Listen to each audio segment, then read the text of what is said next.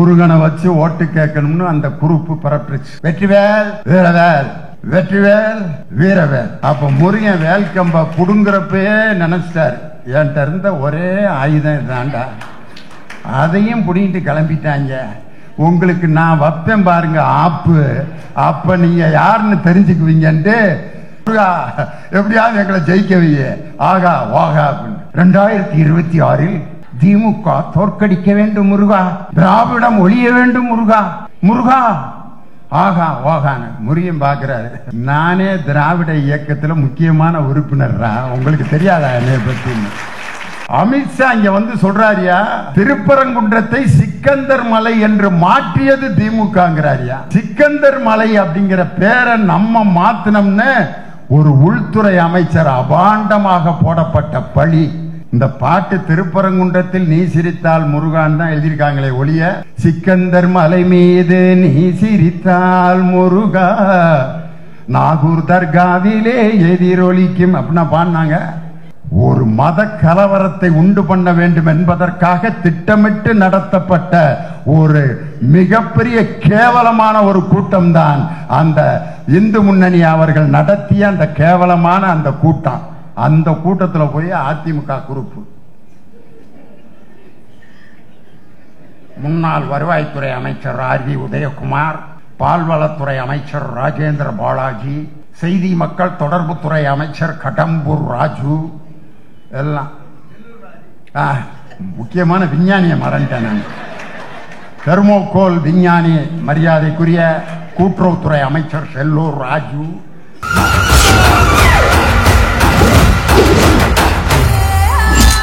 சிவனை கல்லன் சொல்றியா? யார் நீ? கிட்டத்தட்ட 697 கோடி ரூபாய் 6 படை வீடுகளுக்கும் அந்த நிதியை ஒதுக்கி 6 படை வீடுகளில் இருக்கக்கூடிய முருகன் கோயில்களை தரம் உயர்த்துவதற்கு நிதி ஒதுக்கியவர் நம் இந்து சமய அறநிலையத்துறை அமைச்சரும் நம் மாண்புமிகு தமிழக முதலமைச்சர் அவர்கள் தான். ஆனா முருகனை வச்சு ஓட்டு கேட்கணும்னு அந்த குரூப் பரப்பிச்சு. ஏற்கனவே 2021 வேல் யாத்திரை யார நடத்தினது தெரியுமா? அன்னைக்கு பாஜக தலைவராக இருந்தவர், அவரு பேரு முருகன் தான். முருகனை திருத்தணி மலையில் இருக்க முருகனுடைய வேலை எடுத்துக்கிட்டு திருத்தணியிலிருந்து பாத யாத்திரை. எதுக்கு? முருகன் நம்மளை ஜெயிக்க வைப்பாரு. வெற்றிவேல் வீரவேல், வெற்றிவேல் வீரவேல். கொண்டு போறது யாரு?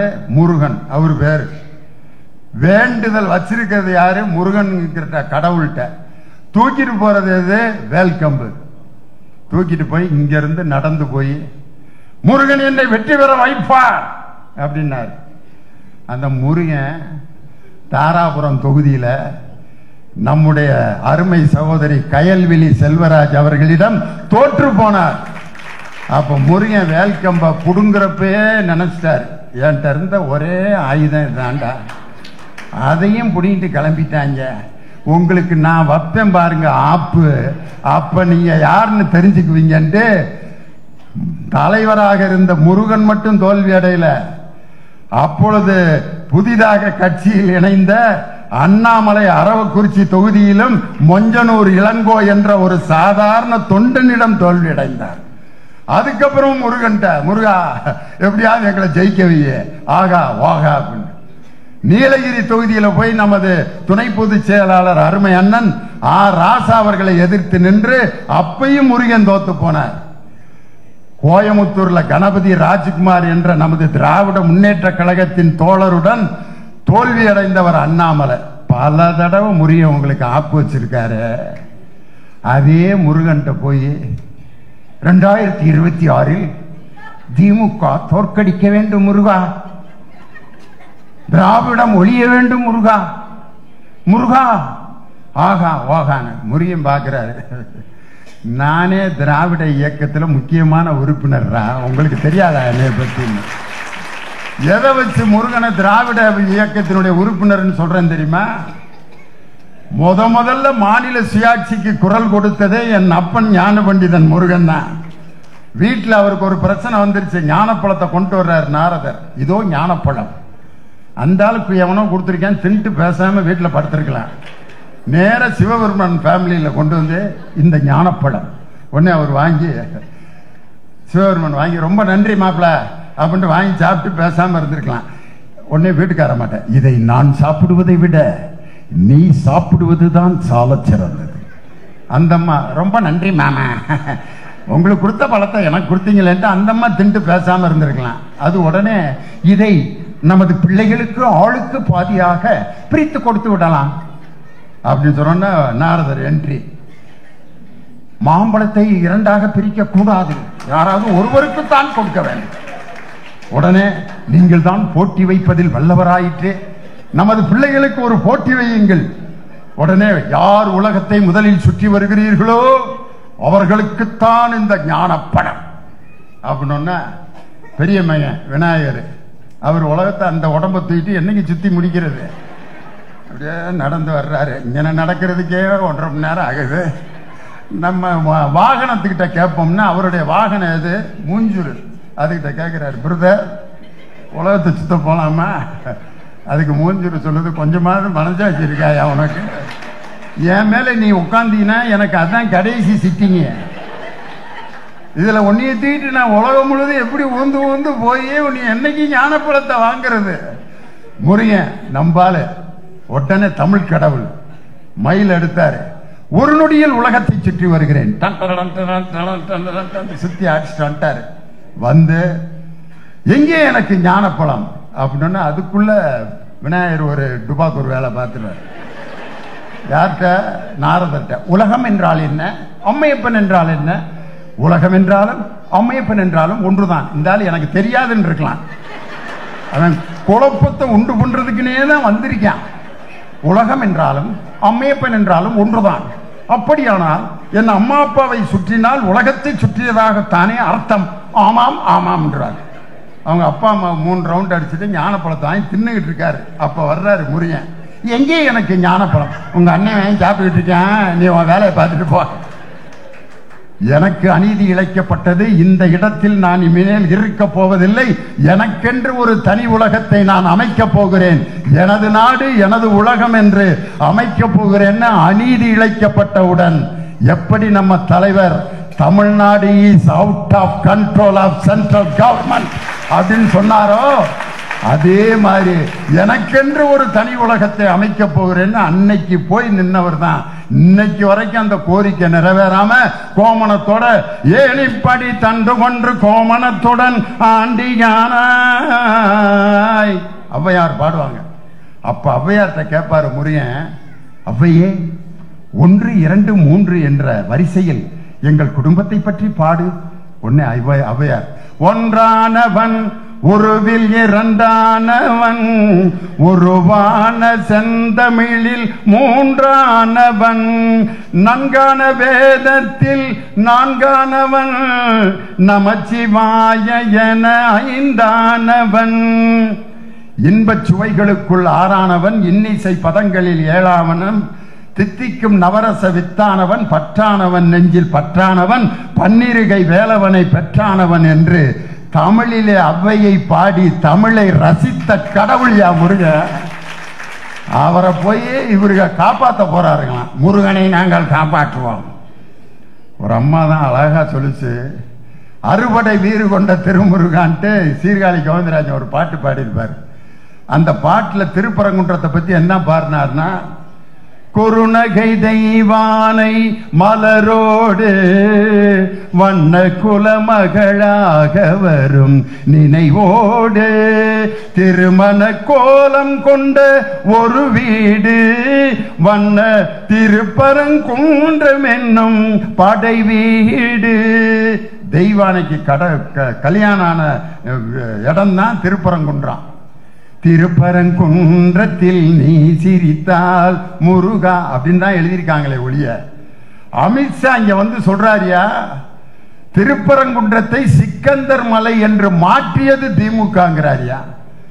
என்னைக்காவது நம்மளோ அன்னை சேகர் பாபுவோ சிக்கந்தர் மலைக்கு நான் போயிட்டு வரேன் போயிருக்காரு? அன்னைக்காவது இந்து சமய அறநிலைத்துறை அமைச்சர் திருப்பரங்குன்றத்தில் அங்கிருக்கக்கூடிய அதிகாரிகளை சந்தித்து கோயில் திருப்பணிகளை பார்வையிட்டார்னா வருதே ஒழிய, சிக்கந்தர் மலை அப்படிங்கிற பேரை நம்ம மாத்தினோம்னு ஒரு உள்துறை அமைச்சர் அபாண்டமாக போடப்பட்ட பழி. இந்த பாட்டு திருப்பரங்குன்றத்தில் நீ சிரித்தால் முருகான் தான் எழுதியிருக்காங்களே ஒழிய சிக்கந்தர் மலை மீது நீ சிரித்தால் முருகா நாகூர் தர்காவிலே எதிரொலிக்கும் அப்படின்னா பாடினாங்க இல்ல. ஒரு மத கலவரத்தை உண்டு பண்ண வேண்டும் என்பதற்காக திட்டமிட்டு நடத்தப்பட்ட ஒரு மிகப்பெரிய கேவலமான ஒரு கூட்டம் தான் அந்த இந்து முன்னணி அவர்கள் நடத்திய அந்த கேவலமான அந்த கூட்டம். அந்த கூட்டத்தில் போய் அதிமுக குரூப் முன்னாள் வருவாய்த்துறை அமைச்சர் ஆர்.வி. உதயகுமார், பால்வளத்துறை அமைச்சர் ராஜேந்திர பாலாஜி, செய்தி மக்கள் தொடர்புத்துறை அமைச்சர் கடம்பூர் ராஜு, எல்லாம் முக்கியமான விஞ்ஞானியை மறந்துட்டேன் நான். தெர்மோகோல் விஞ்ஞானி மரியாதைக்குரிய கூட்டுறவுத்துறை அமைச்சர் செல்லூர் ராஜு எல்லாம் உட்கார்ந்து அண்ணாமலைங்கிற அந்த தலைவர் நீங்க இருக்கக்கூடாதுன்னு சொன்னதுக்கு என்ன காரணம்? அண்ணாவை பற்றி தரக்குறைவாக பேசினார், உங்கள் முதலமைச்சரை பற்றி தரக்குறைவாக பேசினார், அதனால அவர் தலைவரா இருந்தா நாங்க கூட்டணி சேர மாட்டோம்னு சொன்ன அதே அண்ணாமலை மேடையில் உட்கார்ந்து இருக்காரு. பக்கத்துல ரோசம் இல்லாம வெக்கம் இல்லாம பக்கத்துல கையை கட்டி உட்கார்ந்து கொண்டு அண்ணாவையும் பெரியாரையும் அவர்கள் கேவலமாக பேசுவதை பார்த்துவிட்டு ஒரு நாள் கழிச்சு வந்து ஒரு நாள் ஆச்சு ரோசம் வர்றதுக்கு. ரோசம் எப்படியா வரணும்? ரோசம் எப்படி வரணும்? ஒருத்தன் வீட்டுக்கு கூப்பிடு, வாப்பா உட்காரு, என்னடா இப்படி கூப்பிடுறது உட்கார சொல்றேன், வாங்க வாங்க வாங்க அங்க உட்காருனா தான் உட்காரு, வா உட்காரு சாப்பிட்டுப்பா அப்படின்னு உடனே என்ன சோத்துக்கான வந்திருக்கேன் நினைச்சியா? ஏண்டா ஆளு மோரை சோறு வேணாம் விசேஷம் வேணாம். இவன் தான் மனுஷன். அவனுடைய உணர்வு பாதிக்கப்படும் போது உடனே எவன் கொந்தளிக்கிறானா அவன் தான் என் மனுஷன். பெரியாரையும் அண்ணாவையும் அவர்கள் அது காது கேட்கலன்னா பரவாயில்ல, விஷுவலா காமிச்சிட்டு இருக்கான். எந்தவித சொரணையும் இல்லாமல் அமர்ந்திருக்கிறார்கள் என்று சொன்னால் இவர்கள் பதவிக்காக எதை வேண்டுமானாலும் இழப்பதற்கு தயாராக இருப்பார்கள் என்கிறத அந்த இடத்துல காட்டிட்டாங்களே. ஒரு கதை, ஒரு பெரிய மலையில ஒரு சாமி இருக்கு. அந்த சாமிய கீழே மலைக்கு கீழே கொண்டு வந்து மக்களுக்கு அருள் பாலிக்க கொண்டு வரணும். அப்ப அந்த மலைக்கு மேல இருக்க ஒரு ராஜா, அவருக்கு கையால் நடக்க முடியாது, பைத்தியம் லேசா பைத்தியம் முடிச்ச ஒரு ராஜா. அந்த ராஜா சொல்றாரு, சாமியை நான் தான் தூக்கிட்டு வருவேன். வேணாம் ராஜா, உங்களுக்கு கையால் வரல, நீங்க நடந்து போறதுக்குள்ள ஜனங்கள்லாம் போயிருவாங்க. வேணாம் ராஜா, சாமியை நான் தான் தூக்கிட்டு வருவேன் அப்படின்னு ராஜா ஒரே கலகம். ராஜாவுக்கு கால் இல்லை, நடக்க முடியாது, லைட்டா மெண்டல் வேற இருந்தாலும் ராஜா ரொம்ப ஆசைப்படுறாரு. சாமியை ராஜா கையில கொடுத்துட்டாங்க. நடக்க முடியாது, எப்படி ராஜா போவ? ஒரு கழுதையை கூப்பிடுற வா அப்படின்னு எங்கேயோ இருந்த ஒரு கழுதையை கூப்பிட்டு ராஜாவை தூக்கி உட்கார வச்சுட்டாங்க.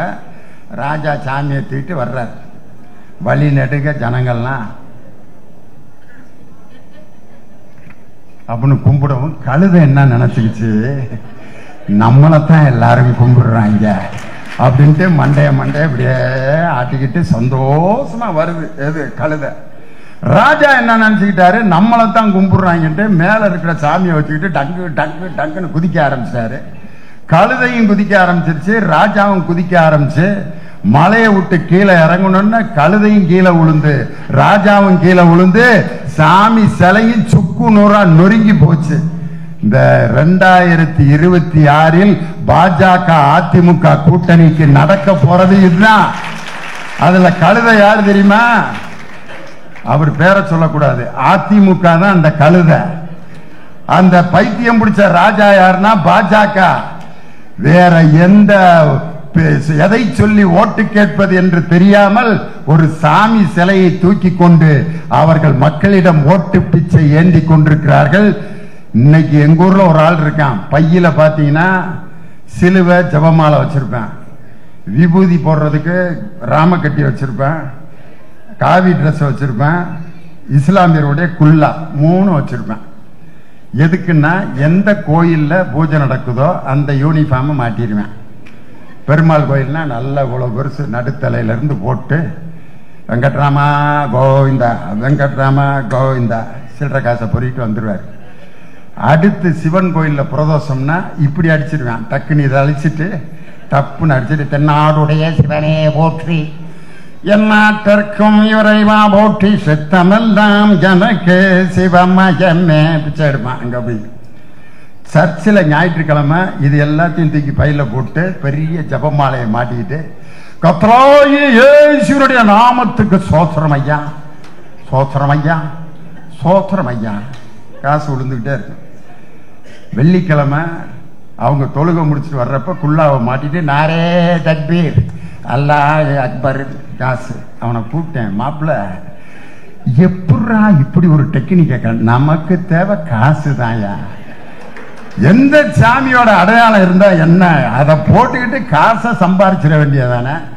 இந்த பிச்சைக்காரர்களுக்கும் அதிமுக பாஜக கூட்டணிக்கும் என்னையா வேறுபாடு?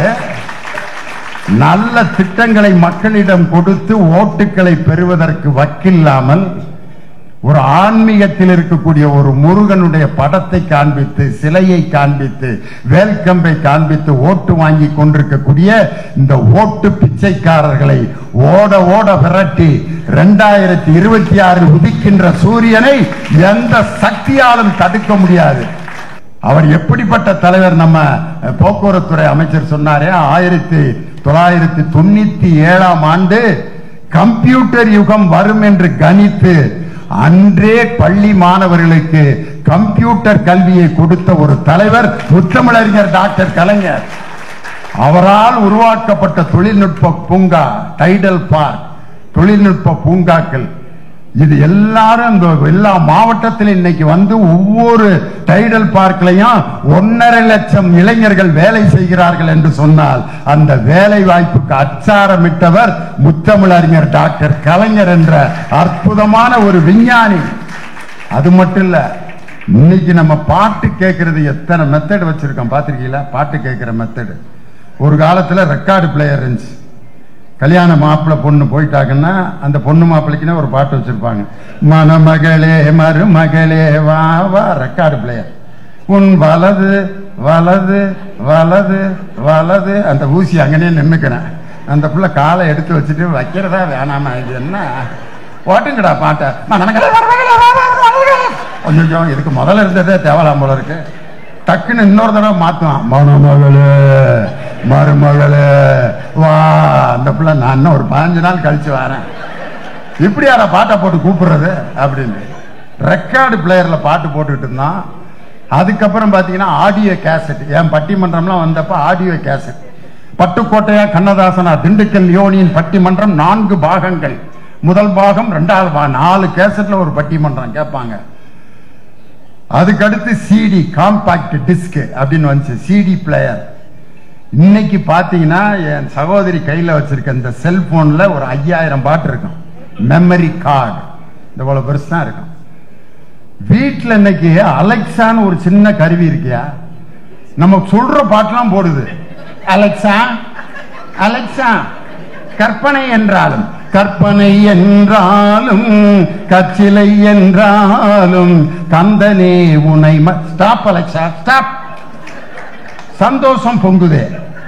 உடனே அலெக்சா சந்தோஷம் பொங்குதே சந்தோஷம் பொங்குதே சந்தோஷம் என்னில் பொங்குதே அல்லேலூயா இயேசு என்னை ரட்சித்தார் முற்றும் என்னை மாற்றினார் சந்தோஷம் என்னில். Alexa stop. இறைவனிடம் கையேந்துங்கள், இறைவனிடம் கையேந்துங்கள், அவன் இல்லை என்று சொல்லுவதில். அந்த ஒரு அறிவியல் கருவி, மத வேற்றுமை இல்லாமல் எல்லா பாட்டையும் அந்த ஒரு அறிவியல் கருவி பாடுதுன்னா அறிவியல் முன்னேற்றம் தாண்டா ஒரு மனிதனுடைய மதவெறியை தகர்க்கக்கூடிய சக்தின்னு சொல்லி அந்த மெமரி கார்டில் இருக்கக்கூடிய ஒரு சின்ன பொருளுக்கு பேரு தான், அந்த மெமரி கார்டில் இருக்கிறதுக்கு பேரு செமி கண்டக்டர்னு பேரு. அந்த செமி கண்டக்டர் தான் இந்த மெமரி கார்டு, அந்த சிப்பு, உங்களுக்கு இருக்கக்கூடிய அந்த மொபைல் போன்ல இருக்கக்கூடிய சிம் கார்டில் இருக்கக்கூடிய ஒரு சின்ன ஒரு கருவிக்கு பேர் தான் செமி கண்டக்டர். இன்னைக்கு நம்ம தலைவர் இன்னும் 10 ஆண்டுகள் கழித்து வரக்கூடிய அந்த செமிகண்டக்டர் துறையை நமது தமிழகத்தில் கொண்டு வருவோம் என்று சொல்லி அதற்குரிய பணிகளை மேற்கொண்டு கோவை மாவட்டத்தில் பல்லடத்திலும் ஒசூரிலும் திருநெல்வேலியிலும் செமிகண்டக்டர் தொழிற்சாலை உருவாக்குவேன் என்று 10 ஆண்டுகளுக்கு பிறகு நடக்கின்ற அறிவியல் முன்னேற்றத்தை இன்றே கொண்டு வந்த தலைவர் நம் தளபதி மு.க. ஸ்டாலின் என்ற தலைவர். எப்படி தந்தை டைடல் பார்க் தொழில்நுட்ப பூங்காக்களை கொண்டு வந்தாரோ அதுபோல செமிகண்டக்டர் என்ற அந்த துறையினுடைய வளர்ச்சியை இன்று எதிர்நோக்கி இருக்கின்ற தலைவர் நம் தமிழகத்தினுடைய முதலமைச்சர். ஒரு மாற்றுத்திறனாளி அணி, கல்வியாளர் அணி என்று 2 அணிகள் இன்று உருவாக்கப்பட்டு மாற்றுத்திறனாளி அணியினுடைய பொறுப்பாளர்களை நேற்று நான் சந்திச்சேன். அந்த பையன் சொல்றாரு, மாற்றுத்திறனாளிகள் காது கேட்காதவர்கள் உள்நாட்சி தேர்தல்ல போட்டியிடுறதுக்கு உங்களுக்கு அனுமதி இல்லை. காரணம், செவித்திறன் குறைபாடு உள்ளவர்கள் தேர்தலில் நிற்கக்கூடாதுன்னு விதி இருக்குன்னு சொல்லி அதை எதிர்த்து கோர்ட்டு கேஸுக்கெல்லாம் போய் அந்த கோர்ட்டுக்கு அவர்கள் நீதிமன்றத்தில் போராடும் போது ஆதரவு தந்த தலைவர் நம் தமிழகத்தினுடைய முதலமைச்சர். அப்ப சொல்லியிருக்காரு, நான் ஆட்சிக்கு வந்தால் உள்ளாட்சி மன்றத்தில் உங்களுக்கு பிரதிநிதித்துவம் கொடுப்பது என்னுடைய பொறுப்பு, இதை ஏற்றுக்கொள்ளுங்கள் சொல்லி இன்னைக்கு 12,000 பேர் உள்ளாட்சி மன்றத்தில் நியமன உறுப்பினர்களாக மாற்றுத்திறனாளிகளை நியமித்த புரட்சியை தந்தவர் நமது தளபதி மு.க. ஸ்டாலின் என்று சொல்லி இன்னைக்கு எம்ஜிஆர் பாட்டை பாடினா தான் இந்த குரூப் ஏடிஎம்கே குரூப்புகளுக்கு சரியா இருக்கேன். அன்னைக்கே எம்ஜிஆர் பாடிட்டார், நெஞ்சம் உண்டு நேர்மை உண்டு ஓடு ராஜா, நேரம் வரும் காத்திருந்து பாரு ராஜா, அஞ்சி அஞ்சி வாழ்ந்தது போதும் ராஜா, நீ ஆற்று வெள்ளம் போல் எழுந்து ஓடு ராஜா. எடப்பாடிக்குனே அடுத்த வரி எழுதியிருக்காரு கண்ணதாசன்.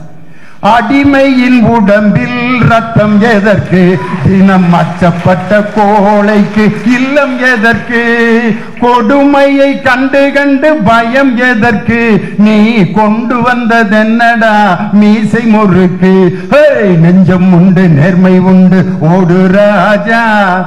எங்கள் தங்கத்துல ஒரு பாட்டு பாடியிருப்பார், ஓடும் ரயிலை இடைமறித்து அதன் பாதையில் தனது தலை வைத்து, ஓடும் ரயிலை இடைமறித்து அதன் பாதையில் தனது தலை வைத்து, உயிரை துரும்பாய் தான் மதித்து தமிழை வளர்த்த கூட்டம் எங்க கூட்டம், பரம்பரை ரத்தம் உடம்பிலடா அது முறுக்கேறி கிடப்பது நடம்பிலடா, கொடுத்ததை கொடுத்தால் புரியுமடா, முன்பு எடுத்ததை எடுத்தால் தெரியுமடா, அண்ணன் அன்று நல்ல நல்ல கருத்தை அழகு தமிழில் சொல்லிக் கொடுத்து எதையும் தாங்கும் இதயத்தை நமக்கு வளர்த்த அண்ணாவை தலைவராக கொண்ட இயக்கம் திராவிட முன்னேற்ற கழகம்.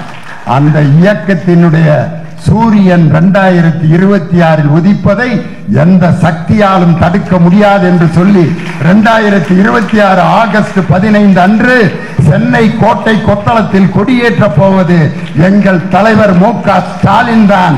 மீண்டும் முதல்வராவார். அதற்கு 200 தொகுதிகளுக்கு மேல் நாம் வெற்றி பெறுவோம் என்று சொல்லி அண்ணன் சொன்ன அதே அரை மணி நேரத்தில் நான் முடிச்சிட்டேன்னு சொல்லி உங்கள் அனைவருக்கும் நன்றி தெரிவித்து விடைபெறுகிறேன். வணக்கம்.